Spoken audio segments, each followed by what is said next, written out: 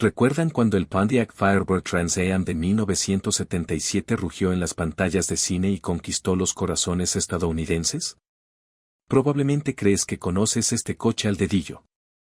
El pollo chillón en el capó, la pintura negra y dorada, tal vez incluso su papel protagonista en Smokey and the Bandit.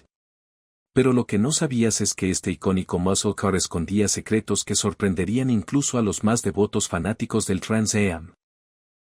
En los próximos minutos, descubrirás 20 datos asombrosos sobre el Trans Am del 77 que cambiarán por completo tu percepción de esta máquina legendaria, incluyendo un secreto tan bien escondido que los ejecutivos de Pontiac intentaron mantenerlo oculto durante décadas.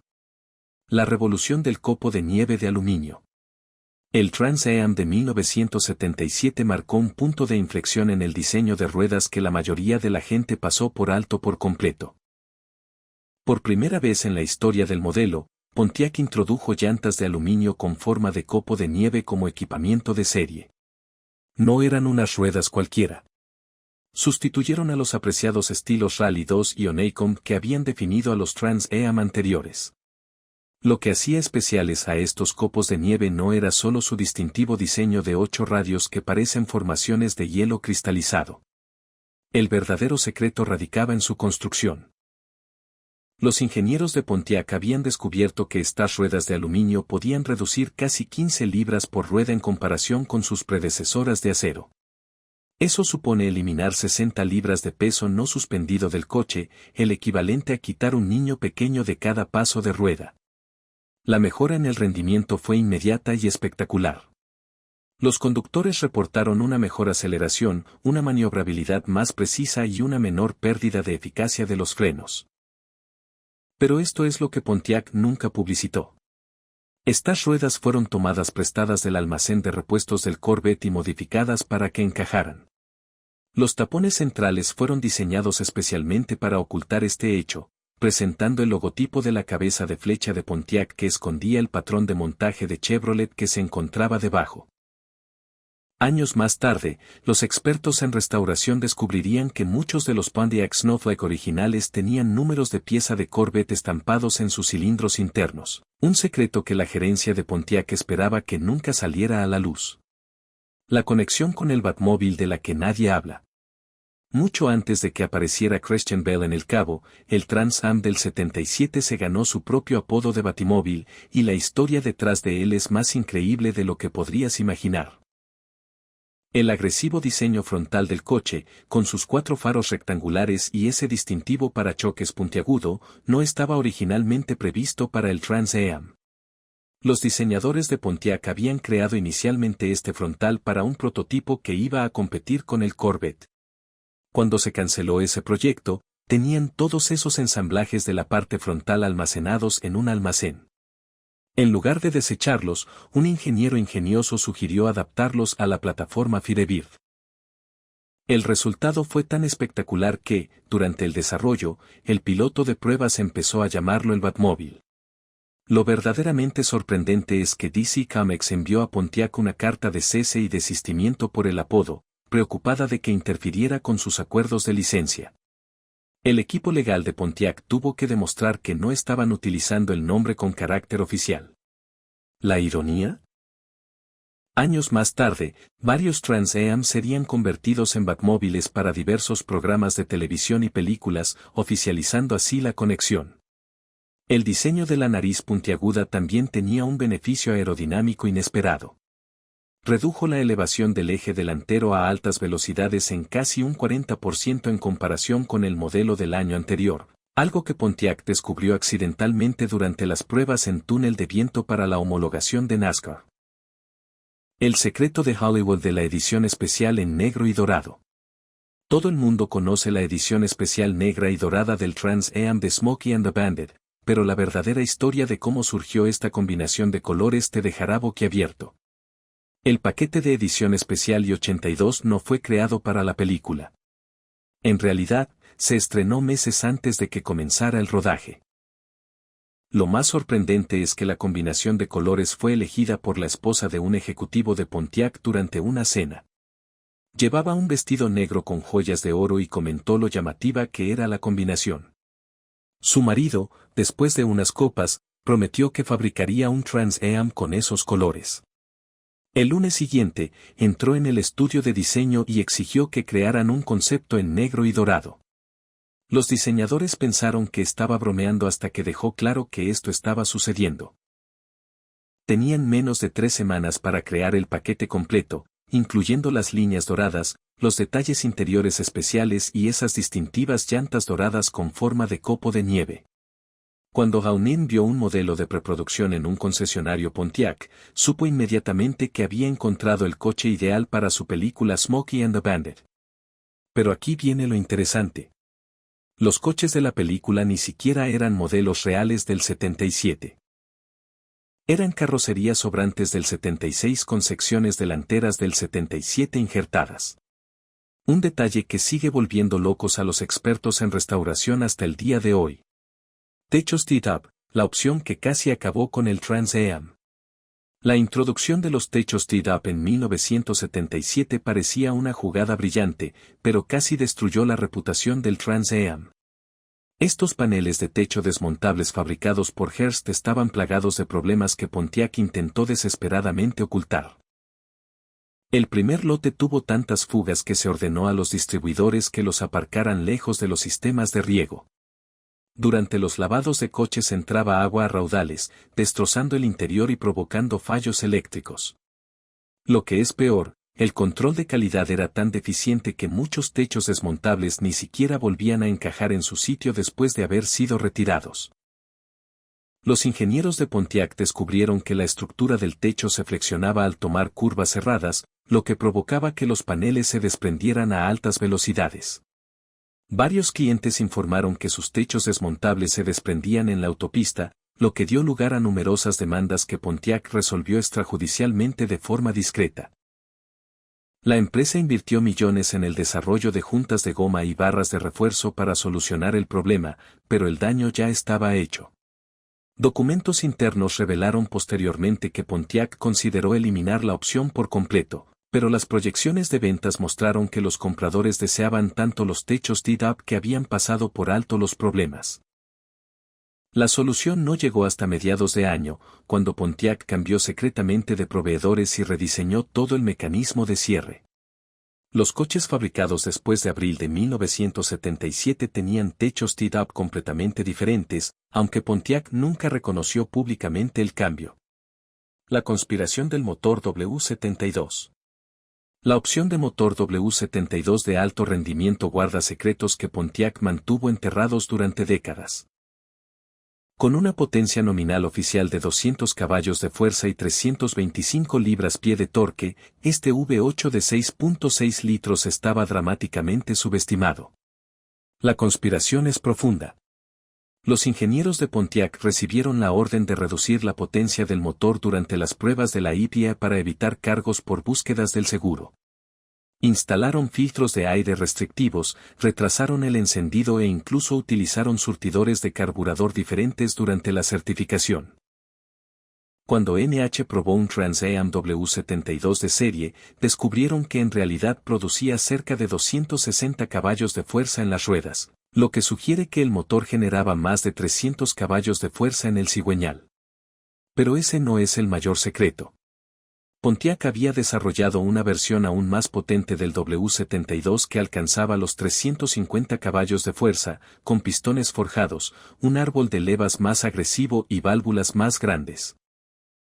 Supuestamente, 50 de estos motores fueron construidos e instalados en Transams destinados a ciertos clientes bien conectados, incluyendo celebridades y pilotos de carreras. Estos coches no llevaban distintivos ni identificación especial, lo que los convertía en coches invisibles. La única forma de identificarlos era comprobando los números de fundición del bloque del motor, de los cuales Pontiac posteriormente destruyó todos los registros. Hoy en día, encontrar uno de estos motores Super W72 es como descubrir un tesoro enterrado. El Pontiac Trans Am del 77, que anunciaba el 9,3 segundos en vivo, afirmaba que podía alcanzar las 60 millas por hora en 9,3 segundos, pero esta cifra esconde una fascinante red de engaños. Los probadores de revistas registraron consistentemente tiempos más cercanos a los 8 segundos exactos con el motor W72, casi 1,5 segundos más rápido de lo anunciado. La discrepancia no se debió al optimismo de los periodistas. Fue una maniobra deliberada de Pontiac para sabotear la situación. La empresa estaba aterrada ante la posibilidad de que las aseguradoras subieran las tarifas de los coches de alto rendimiento, por lo que instruyeron a sus pilotos de prueba para que cambiaran de marcha pronto y evitaran arrancadas a fondo durante las pruebas oficiales. Documentos internos revelaron que los propios ingenieros de Pontiac registraron tiempos de 0 a 60 de 7,8 segundos con un automóvil W72 debidamente afinado y con buenos neumáticos. Los tiempos de 1/4 de milla fueron igualmente engañosos. Si bien Pontiac anunciaba 16,9 segundos, los ejemplares conducidos correctamente alcanzaban los 15,5 segundos a más de 90 millas por hora. El engaño fue tan profundo que Pontiac incluso proporcionó a las revistas coches de prensa especialmente preparados que estaban ajustados para ir más despacio, asegurando así que las cifras publicadas coincidieran con sus afirmaciones. Cuando una revista especializada en coches clásicos tuvo en sus manos el coche de un cliente en lugar de un vehículo de prensa, se sorprendieron por la diferencia de rendimiento y casi no publicaron sus resultados, temiendo haber cometido un error. Un regalo inesperado del desguace. La gama de motores del Trans Am del 77 parece un catálogo de piezas de GM, y es que, literalmente, lo era. Dependiendo de dónde compraste tu Trans Am, podrías encontrarte con un motor Pontiac V8 de 301 pulgadas cúbicas, un Chevy 3005 o un Oldsmobile 4003. Este enfoque de combinar motores nació de la desesperación, no del diseño. La planta de motores de Pontiac no podía satisfacer la demanda, y las regulaciones de la EPA habían sumido su programa de producción en el caos. En lugar de limitar las ventas, Pontiac tomó la controvertida decisión de recurrir a otras divisiones de GM para obtener motores. Lo sorprendente es que estos motores se instalaron al azar, sin ton ni son, sin que ningún coche llevara que motor. Dos Trans Am idénticos estacionados uno al lado del otro en el lote del concesionario podrían tener motores completamente diferentes bajo el capó. Se instruyó a los vendedores para que evitaran levantar los capós durante las presentaciones de venta para impedir que los clientes hicieran preguntas. La situación se volvió tan confusa que los propios departamentos de servicio de Pontiac no sabían qué piezas tener en stock. Los mecánicos abrían el capó esperando encontrar un motor Pontiac y se encontraban con un viejo motor de motos de nieve mirándolos fijamente. Las reclamaciones de garantía fueron una pesadilla, ya que constantemente se instalaban piezas incorrectas. Algunos clientes descubren que sus motores han sido cambiados solo años después, durante reparaciones importantes, lo que genera problemas de autenticación que persisten hoy en día en el mercado de coleccionistas. Si pensabas que eso era impactante, espera a ver lo que viene. Un secreto automovilístico del cine que cambió Hollywood para siempre. Una edición especial tan rara que Pontiac negó su existencia. Y un paquete de rendimiento oculto que convirtió a los Trans Am en leyendas de las carreras callejeras. Así pues, continuemos. Los Trans Am de 455 pulgadas cúbicas de la película Magic, The Smokey and the Bandit escondían un secreto que habría causado un escándalo si se hubiera revelado en 1977. Si bien los autos de la película parecían ser modelos estándar del 77, en realidad estaban propulsados por enormes motores de 455 pulgadas cúbicas que no habían estado disponibles desde 1976. El director Hal Needham sabía que los motores más pequeños de los modelos del 77 no resistirían las brutales acrobacias planeadas para la película. Su solución fue ingeniosa y ligeramente ilegal.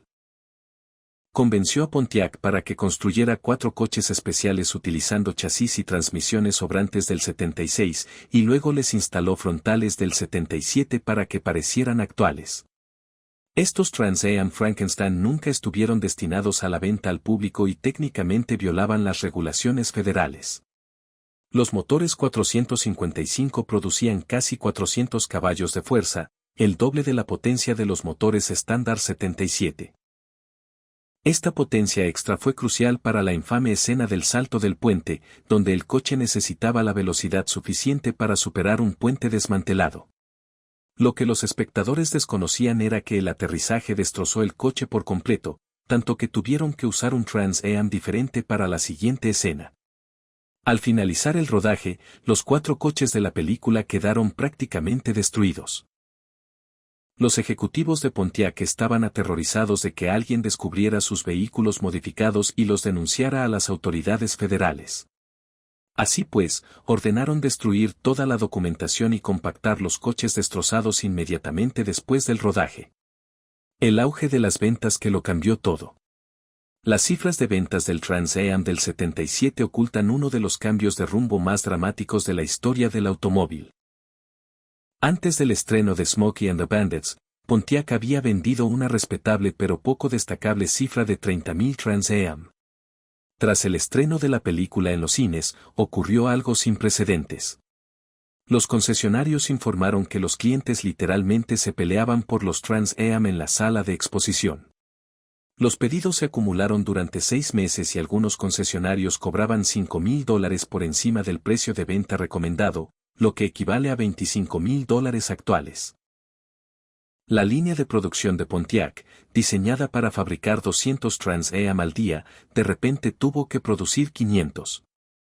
Los trabajadores hacían turnos dobles y el control de calidad se fue al traste. La prisa por capitalizar el éxito de la película condujo a algunas concesiones impactantes. Los trabajos de pintura se hicieron con prisas, lo que provocó piel de naranja y chorretones que normalmente nunca habrían pasado una inspección. Los interiores se montaron tan rápido que los asientos no estaban bien atornillados. Algunos coches salieron de fábrica sin paquetes de opciones completos que los clientes habían pagado. Pero aquí viene lo verdaderamente impactante. A los clientes no les importaba. Deseaban tanto su Trans Am que aceptaban coches con defectos evidentes. Pontiac recibió menos reclamaciones de garantía a finales del 77 que en cualquier otro periodo, no porque la calidad mejorara, sino porque los propietarios tenían miedo de quejarse y arriesgarse a perder sus coches. El misterio de la producción de la edición especial, Pontiac afirmó que solo se fabricaron 2.590 Trans Am de edición especial en 1977, pero esta cifra es casi con toda seguridad errónea. La verdad es mucho más compleja e implica un encubrimiento que se extiende hasta los niveles más altos de la dirección de GM. Los registros de producción fueron falsificados deliberadamente para ocultar el hecho de que Pontiac fabricó muchas más ediciones especiales de las que se informaron oficialmente. ¿Por qué? Fraude fiscal. Al subestimar las cifras de producción, Pontiac podía declarar la edición especial como un vehículo de producción limitada y evitar ciertos requisitos de la EPA y de seguridad. Las auditorías internas realizadas años después sugirieron que la cifra real se acercaba más a las 4.000 unidades. El engaño fue elaborado. Pontiac creó 2 juegos de libros, uno para consumo público y otro que mostraba la producción real. Llegaron incluso al extremo de estampar números V duplicados en algunos coches, lo que hace imposible obtener un recuento exacto en la actualidad. Los trabajadores de la línea de producción juraron guardar secreto y fueron amenazados con el despido si comentaban las cifras de producción. El plan solo salió a la luz cuando un empleado descontento filtró documentos a la EPA en 1982. Para entonces, el plazo de prescripción había expirado y no se presentaron cargos. Este misterio de producción ha convertido la autenticación de ediciones especiales genuinas en una pesadilla para los coleccionistas, y algunos expertos estiman que el 30% de los coches que se afirman son ediciones especiales son en realidad clones muy bien hechos. La rareza del Hearst Up que no debería existir. Entre las ediciones especiales, supuestamente 643 estaban equipadas con techos Hearst Up, pero este número representa uno de los mayores misterios en la historia de Trans Am. Según los propios registros de producción de Hearst, solo fabricaron 400 kits T-Up para Pontiac en el 77. Entonces, ¿de dónde salieron los 243 adicionales? La respuesta implica espionaje corporativo y producción no autorizada, lo que podría haber derivado en demandas masivas. Un grupo de ingenieros de Pontiac, desesperados por satisfacer la demanda, adquirieron en secreto las especificaciones de las herramientas para los techos DIT-UP de Hearst y contrataron a un fabricante mexicano para producir copias piratas. Estas camisetas falsificadas estaban tan bien hechas que ni siquiera Hearst pudo distinguirlas. Las capotas, fabricadas en México, se introducían de contrabando a través de la frontera en camiones de fruta y se instalaban en una planta aparte antes de que los coches llegaran a la línea de montaje principal. Cuando Hearst descubrió el engaño meses después, el equipo legal de Pontiac los convenció de guardar silencio a cambio de un lucrativo contrato para los años venideros. El escándalo quedó tan bien enterrado que la mayoría de los empleados de Pontiac nunca se enteraron de que había ocurrido. Hoy en día, estas copias piratas de techos DIT-UP son prácticamente indistinguibles de las unidades Hearst originales, lo que hace que su autenticación sea casi imposible. Algunos expertos en restauración afirman poder detectar diferencias en los patrones de las juntas de estanqueidad, pero incluso estas supuestas señales son objeto de controversia. Los recientes resultados de subastas secretas que muestran ediciones especiales de Trans Am vendidas por más de $110,000 esconden una verdad inquietante sobre el mercado de coches de colección. Muchos de estos coches de 6 cifras no son lo que parecen. El secreto a voces es que aproximadamente la mitad de los transatlánticos de alto valor que salen a subasta son falsificaciones sofisticadas. El dinero en juego ha atraído a falsificadores profesionales que gastan decenas de miles creando réplicas perfectas. Parten de Firebirds normales, les añaden piezas originales de Trans Am procedentes de coches siniestrados y crean una documentación que engañaría a la mayoría de los expertos. Los falsificadores se han vuelto tan buenos que están reproduciendo los propios errores de la fábrica, incluyendo chorreos de pintura y errores de ensamblaje que autentican los coches genuinos. Lo verdaderamente escandaloso es que las principales casas de subasta saben que esto está sucediendo, pero hacen la vista gorda. Las comisiones por ventas de 6 cifras son demasiado lucrativas como para plantear preguntas difíciles. Varios coleccionistas prominentes han descubierto que sus preciados Trans Am son falsificaciones solo después de haber gastado cientos de miles de dólares en ellos.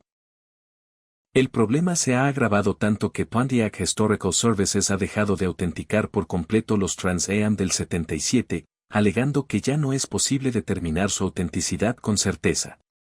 Esto ha generado una crisis en el mercado de coleccionistas, con valores que fluctúan enormemente a medida que los compradores pierden la confianza. ¿Has visto alguna vez uno de estos legendarios Trans Am en persona? ¿Conocías alguno de estos secretos? Cuéntame en los comentarios qué revelación te impactó más. El engaño de 6,6L. Los gráficos de la toma de aire del capó que proclaman con orgullo 6,6L representan una de las afirmaciones publicitarias falsas más descaradas de la historia del automóvil. Si bien las insignias sugerían una sofisticación métrica y un rendimiento al estilo europeo, la verdad era mucho más mundana. El cambio a las designaciones métricas fue simplemente una estrategia de marketing diseñada para hacer que el Trans Am pareciera más exótico y moderno. Pero aquí es donde la cosa se vuelve realmente engañosa. Muchos coches que lucían insignias de 6,6L ni siquiera tenían motores de 6,6L dependiendo de la fecha de producción y la planta de ensamblaje. Su Trans Am de 6,6L podría tener un motor Oldsmobile de 5L, un Chevrolet de 5,7L o incluso un Pontiac de 4,9L. Las insignias se aplicaron aleatoriamente sin correlación alguna con la cilindrada real del motor.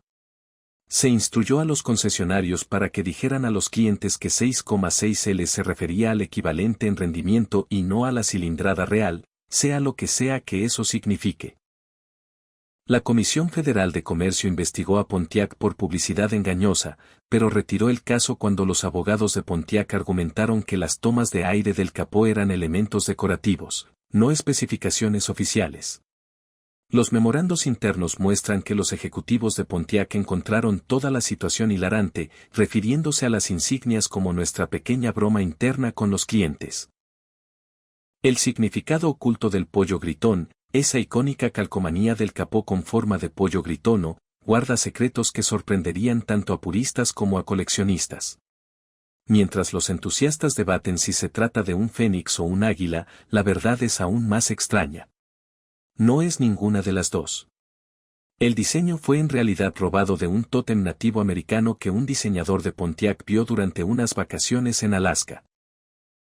El artista original, un artesano de Tingling, había creado el diseño del pájaro para una manta ceremonial. El diseñador realizó un boceto, lo modificó ligeramente y lo presentó como una creación original. A Pontiac le encantó y se apresuró a lanzarlo a producción sin comprobar sus orígenes. Años más tarde, los descendientes del artista descubrieron el robo y contactaron con el departamento legal de Pontiac. En lugar de enfrentarse a una pesadilla de relaciones públicas, Pontiac pagó discretamente a la familia una suma no revelada, que se rumorea que supera los $2 millones, por los derechos retroactivos del diseño. Pero ese no es el único secreto.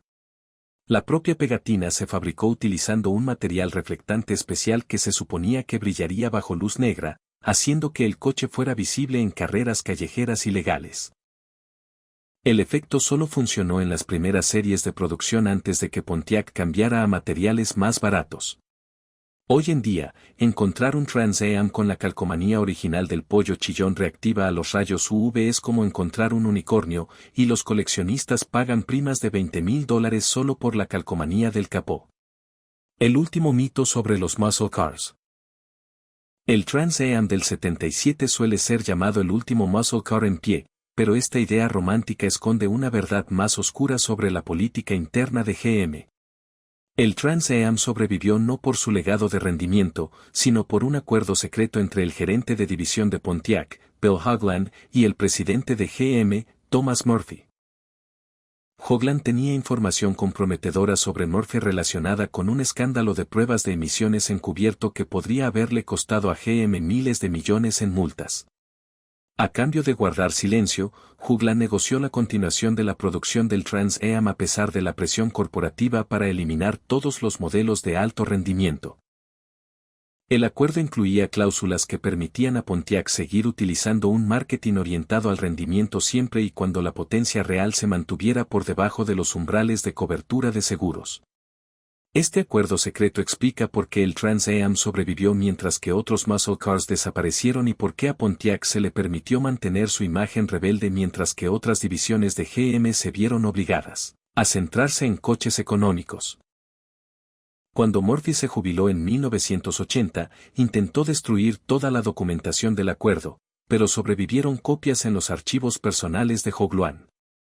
Estos documentos salieron a la luz durante el proceso de quiebra de GM en 2009, revelando décadas de manipulación corporativa que mantuvieron vivo al Trans Am mediante puro chantaje en lugar de por la demanda del mercado. El accidente aerodinámico de la nariz de pala. El distintivo frontal en forma de pala que definía al Trans Am del 77 nunca debió tener ese aspecto. El diseño original era mucho más convencional, asemejándose a un Firebird estándar con un pequeño deflector de aire. Durante las pruebas en el túnel de viento, un técnico instaló accidentalmente el prototipo del cono de la nariz al revés. En lugar de admitir su error, realizó la prueba de todos modos. La instalación al revés creó un efecto aerodinámico único que redujo la resistencia en un 15% y aumentó drásticamente la carga aerodinámica. Cuando los ingenieros vieron los resultados, no podían creerlo.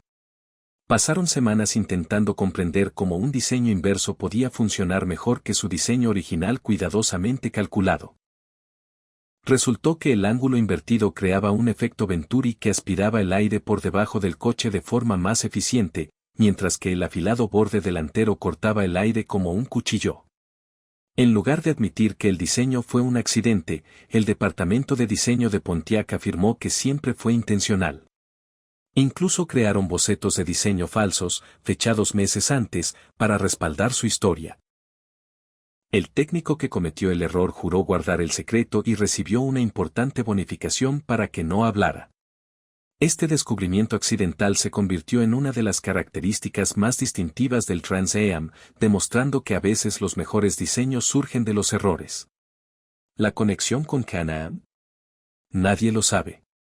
El Pontiac Can-Am de 1977 representa uno de los capítulos más extraños en la historia del Trans Am. Construido sobre la plataforma Lemens, pero con mecánica Trans Am, solo se produjeron 1.133 unidades. ¿Qué hace que esto sea significativo? Estos coches eran en realidad prototipos para el desarrollo del Trans Am, vendidos al público para recuperar los costes de desarrollo.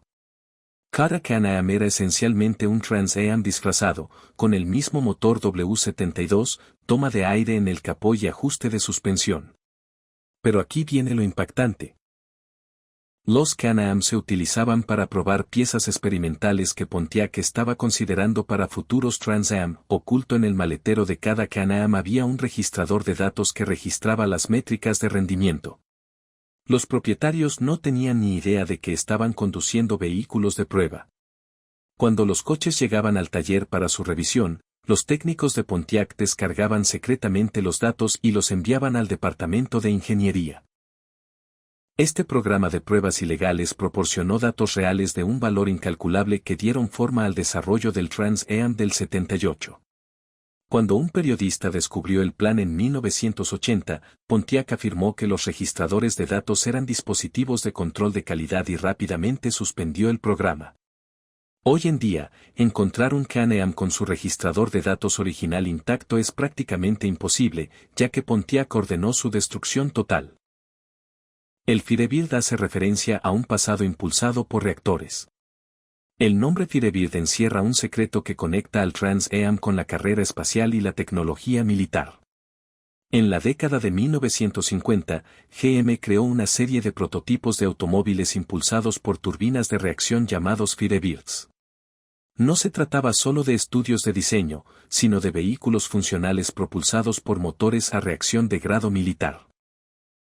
El Firebird 3 podía alcanzar teóricamente las 300 millas por hora y contaba con tecnología que no aparecería en los coches de producción durante décadas. Cuando Pontiac necesitó un nombre para su nuevo Pony Car en el 67, eligieron Firebird para capitalizar esta herencia futurista. Pero la conexión es más profunda. Varias tecnologías probadas en el Jet Firebird se incorporaron secretamente al Trans Am, incluyendo los sistemas de control termostático y algunos aspectos de la geometría de la suspensión. Los ingenieros de Pontiac tuvieron acceso a la investigación del Firebird a reacción e incorporaron las lecciones aprendidas al desarrollo del Trans Am. El gobierno no se mostró complacido al descubrir que automóviles civiles utilizaban tecnología militar clasificada, lo que dio lugar a una investigación discreta.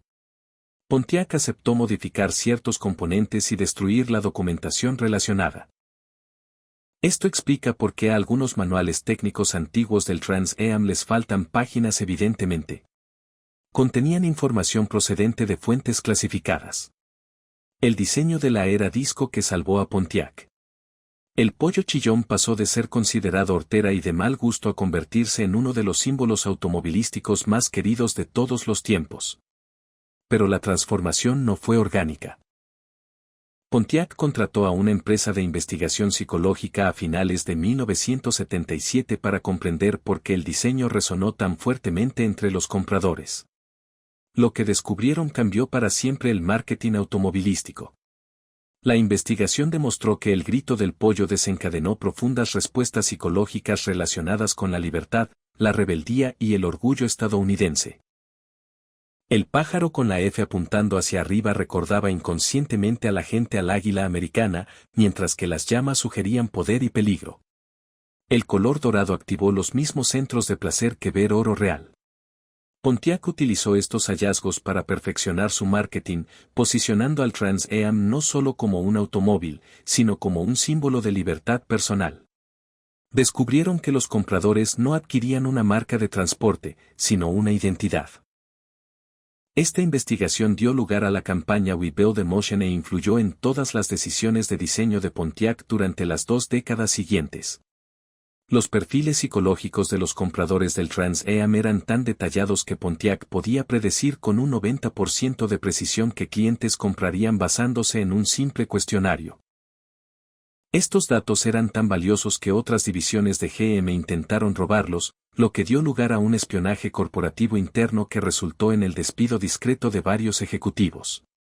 El paquete de rendimiento oculto que lo cambió todo.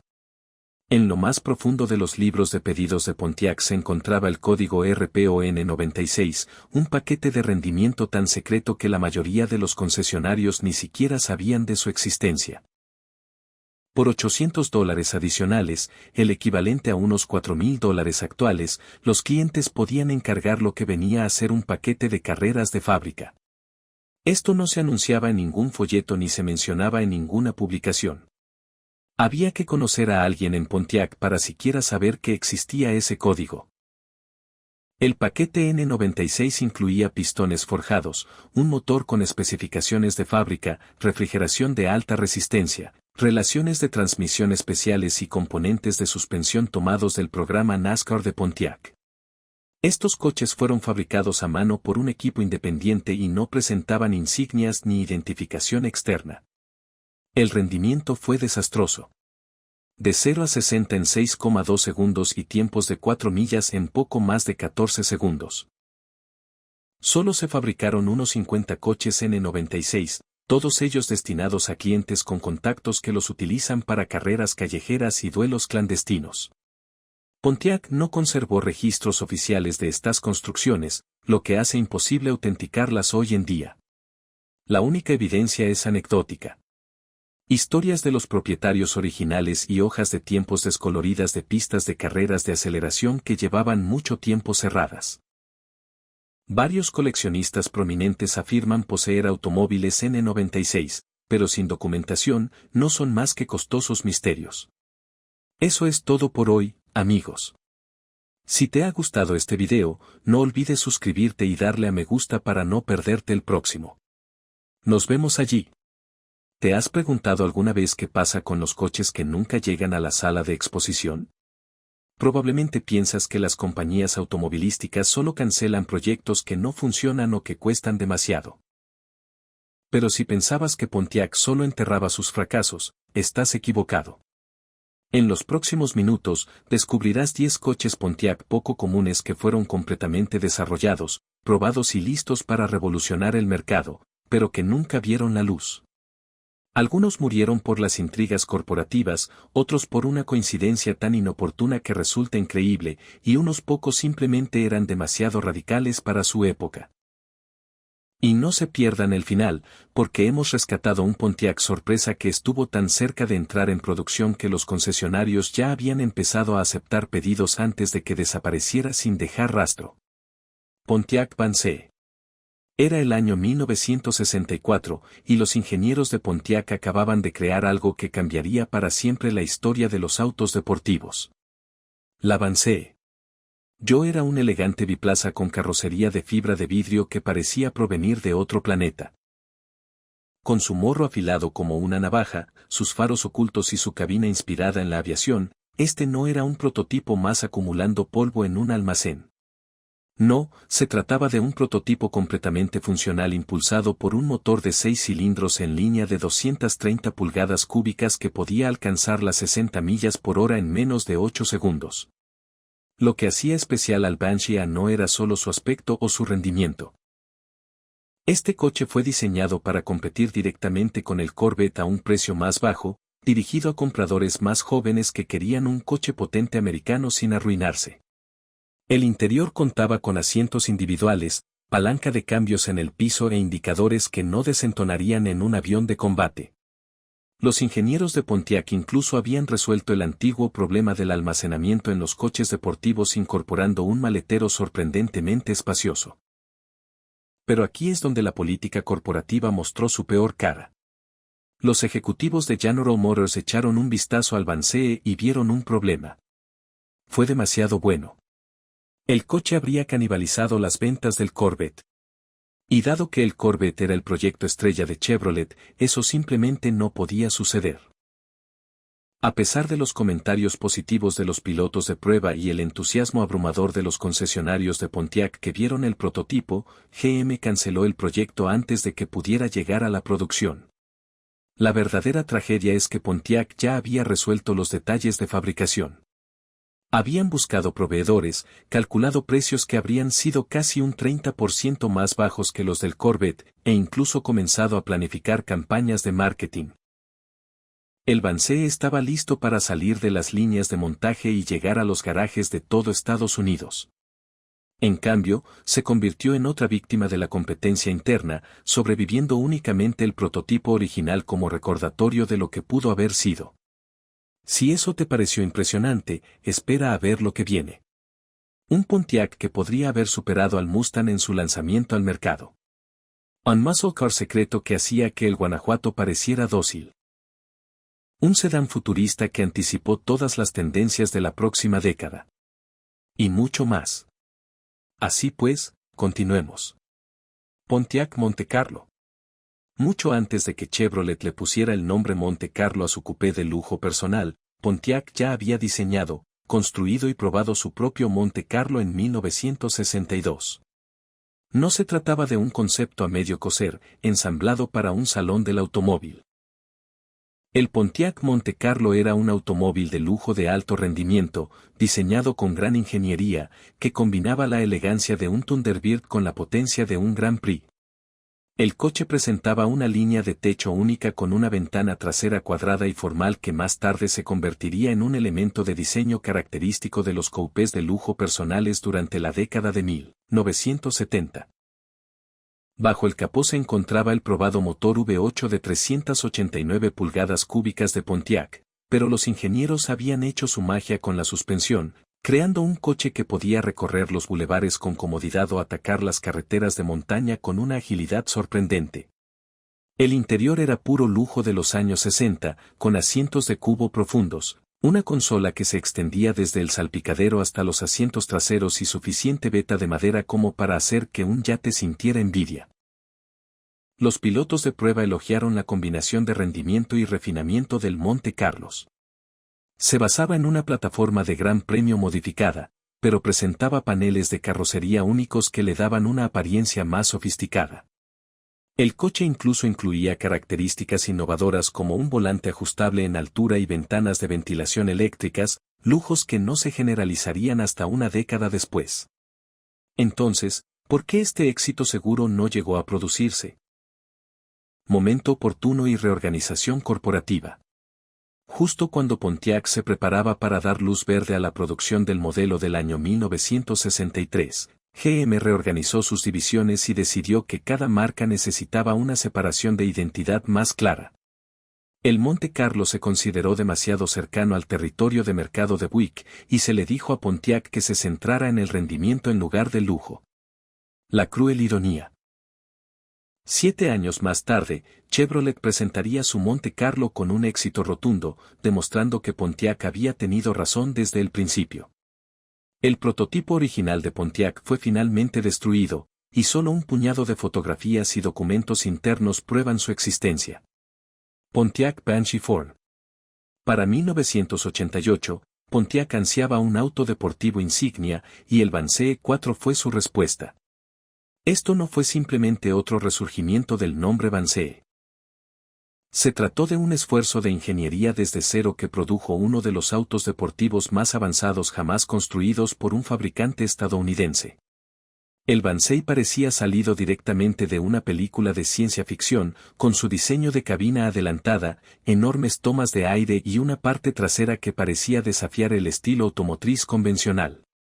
El corazón de esta bestia era un motor V8 de 4.0 litros con 4 árboles de levas que producía más de 230 caballos de fuerza. Cifras impresionantes para finales de los años 80. Pero la verdadera innovación radicaba en el chasis. Los ingenieros de Pontiac utilizaron materiales compuestos avanzados y aluminio en gran medida, reduciendo el peso del automóvil a tan solo 2.200 libras. La suspensión contaba con amortiguadores controlados por computadora que podían ajustarse a las condiciones de la carretera en milisegundos. Tecnología que no aparecería en los coches de producción hasta una década después. En su interior, el Banshee era igual de futurista. Las pantallas digitales sustituyeron a los indicadores tradicionales y el conductor se sentaba en una cabina que lo envolvía como un avión de combate. El volante incorporaba controles integrados para todo, desde el equipo de música hasta el climatizador, minimizando la necesidad de quitar las manos del volante. Incluso la llave fue revolucionaria. Un llavero electrónico del tamaño de una tarjeta de crédito que inspiraría los sistemas de entrada sin llave actuales. Las pruebas de rendimiento demostraron que el Vance 4 podía alcanzar las 60 millas por hora en menos de 5 segundos y una velocidad máxima de más de 165 millas por hora. Su manejo fue excepcional, y los pilotos de prueba lo compararon favorablemente con los Porsche y Ferrari contemporáneos. Los ejecutivos de Pontiac estaban tan seguros de sí mismos que comenzaron a mostrar el coche a concesionarios selectos y periodistas del sector automovilístico, generando un gran revuelo. Pero, una vez más, el factor Corvette acabó con el proyecto. Los ejecutivos de GM temían que el Vance 4 eclipsara al próximo Corvette C4ZR1. Y a pesar de haber invertido millones en el desarrollo, lo cancelaron. El Vance 4 permanece en la colección histórica de GM. Un tentador atisbo del deportivo de clase mundial que Pontiac podría haber construido. Hablando de coches adelantados a su tiempo, nuestra siguiente entrada lleva la innovación a un nivel completamente nuevo con una tecnología que no se popularizaría hasta 2 décadas después. Pontiac Pursuit. En 1987, Pontiac creó algo que habría revolucionado el mercado de los coches compactos. El Pursuit supuso una ruptura radical con los coches económicos y cuadrados de la época. Presentaba un diseño aerodinámico que lograba un coeficiente de arrastre de tan solo 0,26 puntos mejor que la mayoría de los coches deportivos de la época. Pero la Pursuit no se trataba solo de cortar el aire con eficiencia. Estaba repleto de innovaciones que hoy parecen proféticas. El coche incorporaba una versión primitiva de lo que ahora llamamos un sistema de propulsión híbrido. Un pequeño y eficiente motor de gasolina se combinó con un motor eléctrico que podía proporcionar potencia adicional durante la aceleración o hacer funcionar el coche silenciosamente a bajas velocidades. El frenado regenerativo captura la energía que normalmente se pierde en forma de calor, almacenándola en baterías avanzadas ocultas bajo el suelo. Los ingenieros de Pontiac estimaron que el Pursuit podría alcanzar más de 60 millas por galón en conducción urbana. Cifras astronómicas para la década de 1980.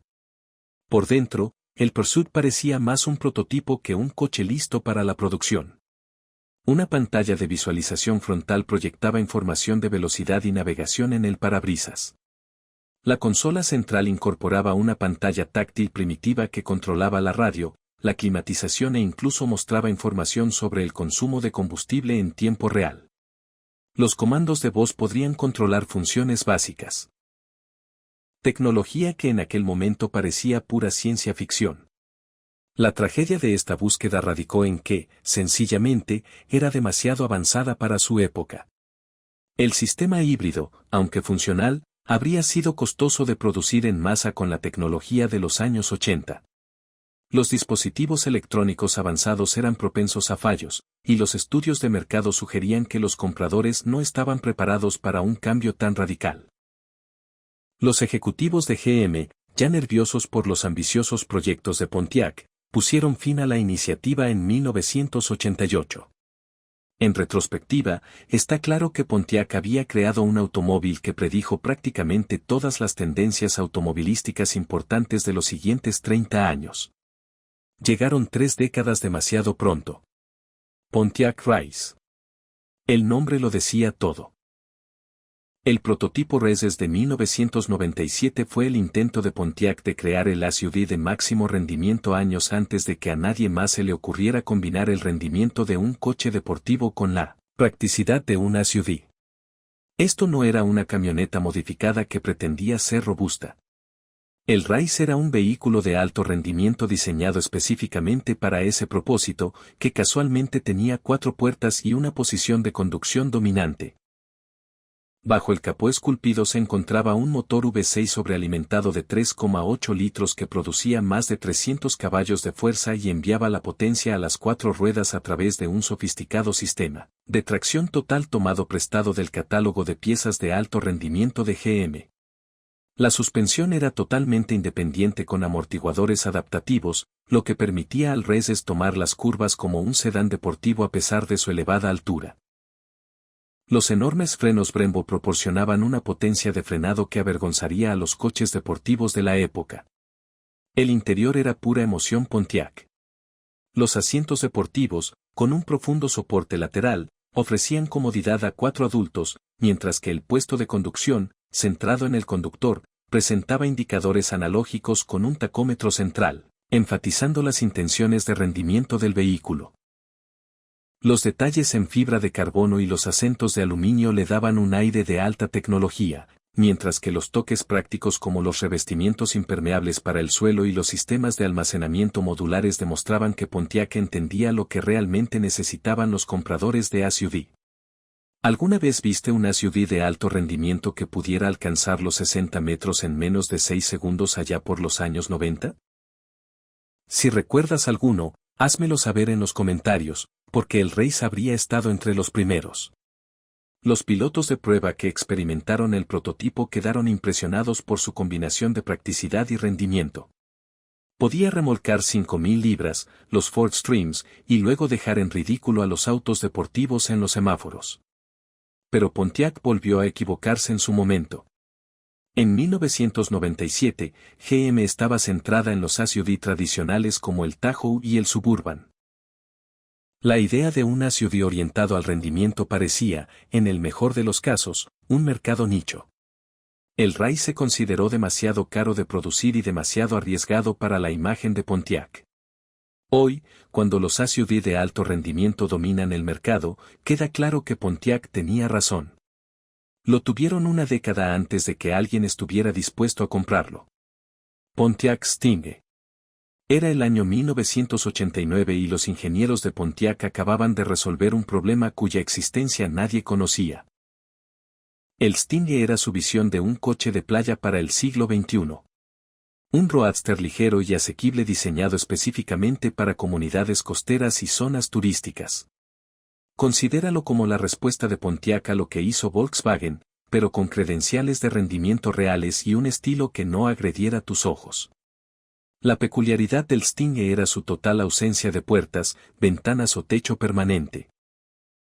En cambio, los pasajeros accedían a una cabina minimalista tras sortear unos umbrales bajos, la cual podía limpiarse con una manguera después de un día de playa. Los asientos eran impermeables, los indicadores estaban sellados contra la humedad y los canales de drenaje en todo el piso permitían que literalmente se pudiera conducir por un túnel de lavado con la capota quitada. La potencia provenía del fiable motor de 4 cilindros y 2,3 litros de Pontiac, que proporcionaba un rendimiento ágil sin la complejidad de un motor más grande. Lo que hizo brillante al Stingray fue su diseño modular. Se podrían añadir puertas de fácil montaje para la conducción en autopista. Un techo rígido desmontable lo transformó en un coupé seguro. Incluso el parabrisas podía plegarse completamente para disfrutar de una auténtica experiencia en buggy por las dunas. Pontiac se había asociado con empresas del mercado de accesorios para desarrollar docenas de accesorios, desde portatablas de surf hasta mesas de picnic, que se montaban donde normalmente irían los asientos traseros. El análisis de viabilidad parecía sólido. Pontiac planeaba fijar un precio para el Stingray inferior a $10,000, convirtiéndolo en un segundo coche asequible para comunidades costeras o zonas turísticas. Varias empresas de alquiler de coches mostraron interés en la compra de flotas, pero los abogados corporativos frustraron el sueño. La falta de equipos de seguridad tradicionales, como airbags y estructuras de techo fijas, les generaba inquietud respecto a la responsabilidad legal. A pesar de los argumentos de Pontiac de que se comercializaría como un vehículo recreativo como los quads o las motocicletas, el departamento legal de GM no cedió. El concepto Stingray fue reconvertido a una configuración estándar y finalmente destruido, llevándose consigo la oportunidad de Pontiac de crear un segmento de mercado completamente nuevo. Pero si crees que eso es raro, Espera a oír hablar del Pontiac que fue tan secreto que ni siquiera la mayoría de los ejecutivos de GM sabían de su existencia. Prototipo de Pontiac GTO Judge Convertible. En 1969, en pleno apogeo de la guerra de los muscle cars, Pontiac construyó algo que debería haber sido una decisión obvia para la producción, un GTO Judge Convertible. El paquete Judge ya era el coche de calle más salvaje de Pontiac con su motor Rammer 3, sus llamativos gráficos y su distintivo alerón trasero. Añadir una capota convertible parecía una mina de oro, especialmente en el mercado de finales de los años 60, ávido de prestaciones. El prototipo era más que un simple juez estándar al que le habían quitado el techo. Los ingenieros de Pontiac reforzaron el chasis con soportes adicionales para mantener la rigidez estructural. Rediseñaron la cubierta trasera para alojar el mecanismo de la capota eléctrica, manteniendo al mismo tiempo el alerón característico del Judge. El interior presentaba asientos únicos con reposacabezas incorporados para mayor seguridad, abordando una de las principales preocupaciones sobre los descapotables de alto rendimiento. Bajo el capó se encontraba el poderoso motor Rammer V8 de 4.400 pulgadas cúbicas que producía 370 caballos de fuerza y suficiente torque para hacer girar las llantas traseras a voluntad. La suspensión se ajustó especialmente para compensar la diferente distribución del peso del descapotable, y los neumáticos traseros más anchos ayudaron a transmitir toda esa potencia al suelo. Los pilotos de prueba informaron que, en realidad, era más rápido que el Judge de techo rígido en línea recta gracias a una mejor transferencia de peso durante la aceleración. El prototipo generó una enorme expectación cuando algunos concesionarios selectos de Pontiac pudieron verlo en una presentación privada. De hecho, se recibieron pedidos con depósitos para coches que nunca existirían. El departamento de marketing de Pontiac ya había realizado las fotos promocionales y comenzado a planificar las campañas publicitarias. Todo estaba listo para la presentación del modelo a mediados de 1970. Entonces, el sector asegurador tomó medidas drásticas. Los precios desorbitados de los coches de alto rendimiento ya estaban acabando con las ventas de muscle cars. Y las aseguradoras dejaron claro que un Judge Convertible sería prácticamente inasegurable para los compradores típicos. Los ejecutivos de Pontiac, al ver venir el declive de todo el mercado de los muscle cars, cancelaron el proyecto a regañadientes. El prototipo sobrevivió y ocasionalmente aparece en concentraciones de Pontiac, donde siempre atrae a multitudes de entusiastas que se preguntan qué podría haber sido. Salsa Pontiac. En 1990, Pontiac reconoció que el mundo del automóvil estaba cambiando. Los precios de la gasolina estaban subiendo. Los compradores buscaban eficiencia y los coches pequeños ya no eran cajas negras. La salsa fue su respuesta. Un coche compacto que demostró que pequeño no tenía por qué ser aburrido. Con su perfil en forma de cuña, su enorme superficie acristalada y la rueda en cada esquina, el Salsa no se parecía a ningún otro coche en las carreteras estadounidenses. La verdadera innovación estaba bajo la piel. Los ingenieros de Pontiac desarrollaron una plataforma modular que podía albergar desde un motor de 3 cilindros de bajo consumo hasta una variante de alto rendimiento de 4 cilindros turboalimentada. El modelo base habría alcanzado más de 45 metros por galón, mientras que la variante Salsa GTX prometía una aceleración de 0 a 60 mph en menos de 7 segundos. Todas las versiones contaban con una sofisticada suspensión trasera multibrazo que proporcionaba una dinámica de manejo normalmente reservada para coches mucho más caros. En el interior del Salsa se maximizó el espacio con asientos tipo teatro que ofrecían a los pasajeros traseros una vista panorámica. El panel de control era un modelo de simplicidad, con controles agrupados de forma lógica y una gran pantalla central que mostraba información vital sobre el combustible, el consumo, la autonomía y otros datos. Abundaban las ingeniosas soluciones de almacenamiento, desde un cajón deslizante bajo el asiento del pasajero hasta una guantera refrigerada que podía mantener las bebidas frías en viajes largos. La producción de la Salsa recibió luz verde y se planea su fabricación en la planta de Pontiac en Orion Township. Se contrataron proveedores, se crearon materiales de marketing y se fijó una fecha de lanzamiento para el otoño de 1991. Entonces estalló la Guerra del Golfo. Los precios de la gasolina subieron brevemente y luego se desplomaron. Las ventas de SUV se dispararon y, de repente, nadie quería coches pequeños. La enorme pérdida de dinero de GM y los rumores de bancarrota acabaron con todos los programas no esenciales. La salsa murió apenas unos meses antes de que comenzara la producción. Otra víctima de una pésima coincidencia. Los prototipos fueron destruidos y solo uno sobrevivió en una colección privada. Un recordatorio de cuando Pontiac intentó construir un coche pequeño con grandes ambiciones. Prototipo del Pontiac Fiero GT 3.4 Doc. Este coche está tan cerca de su producción que algunos concesionarios ya habían comenzado a modificar sus salas de exposición para exhibirlo. En 1988, Pontiac finalmente perfeccionó el Fiero con un prototipo que presentaba un motor V6 de 3.4L con doble árbol de levas en cabeza que producía 200 caballos de fuerza. Esto no fue solo un cambio de motor. Fue una completa reingeniería del Furo para convertirlo en el deportivo de clase mundial que siempre debió ser.